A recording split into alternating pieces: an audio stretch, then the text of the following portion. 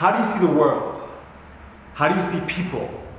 What is your subjective lens showing you? What is the filter through which you take in information and express it outward? And the reason why I'm asking this question is because I got inspired by reading an article about a woman who has a condition, quote unquote condition, and I do the quotes, the little finger quote thing, because I feel like it's more like a gift. And she has a gift called tetrachromacy, the ability to see thousands of colors all at once coming at her visual cortex. Boom, she sees all this beauty all around her. Or it could be overwhelming, or it could be crazy, or it could be really stressful, I don't know. I'm sure it's a bit of both. They're both parts to that kind of world. I wouldn't know.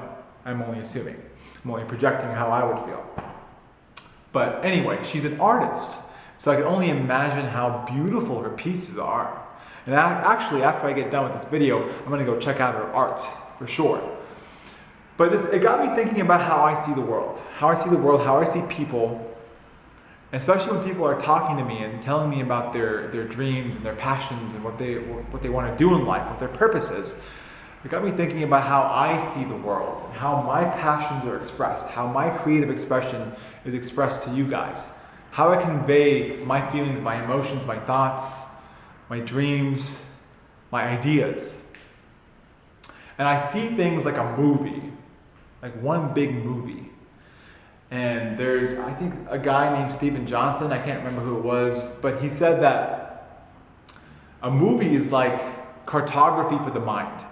And it just means that your mind, a map of your mind is being projected onto the screen and coming back to you. It's like a mirror, right? You watch a movie, you're fully immersed into the scene, and you're watching something that reflects back to you, and you think about your own life, right? So I see a movie as a good representation for how I express what I express. I'm inviting you into my movie right now. I'm inviting you into my scene.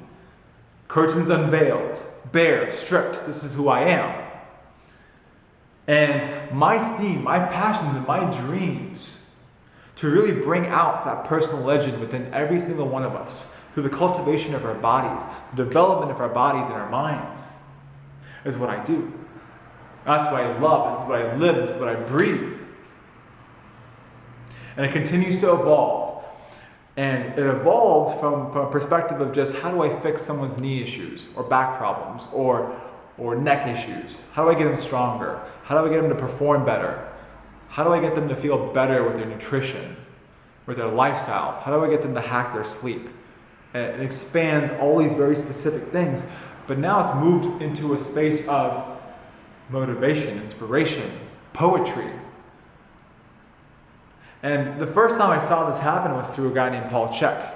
He expressed his ideas on health and wellness, but through a lens of poetry, beauty, almost like a movie, right? He pulled you in. And then I saw Elliot Hulse doing the same thing.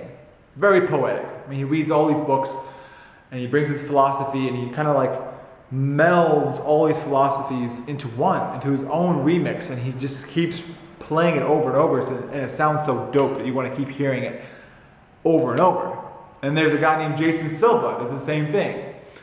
And he talks about how technology and how humanity are going to combine into one singularity, and we're all going to be one.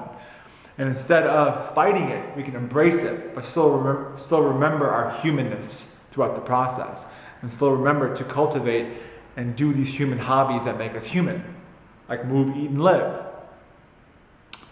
And it got me thinking about how I was expressing myself before. And I was expressing myself from a pure lens of, this is very robotic. This needs to be done to get you to this. This needs to be done to get you to this. But there's so much more depth to this. And the martial artists like Bruce Lee, like Bruce Lee's master, Ip, in the movie Ip Man, he was amazing. These mystics, these ancient mystics, they were amazing in the fact that they were able to see movement and the cultivation of your body and your mind as one thing, as one beautiful thing that keeps feeding back and forth. It's like a feedback loop that goes in a circular fashion, which is amazing. Beautiful, beautiful stuff. And then somewhere along the line, science took over, which is amazing. My background is science, so it is a great thing that people are really embracing science.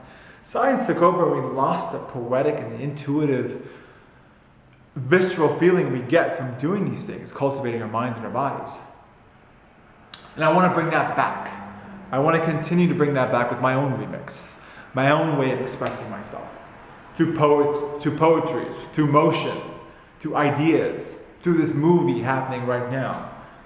This movie that I'm sharing with you, the scene that I'm pulling you into. And so, thank you for watching my first scene in an infinite movie that's continually being edited, post-produced, changed, cut, done. Peace.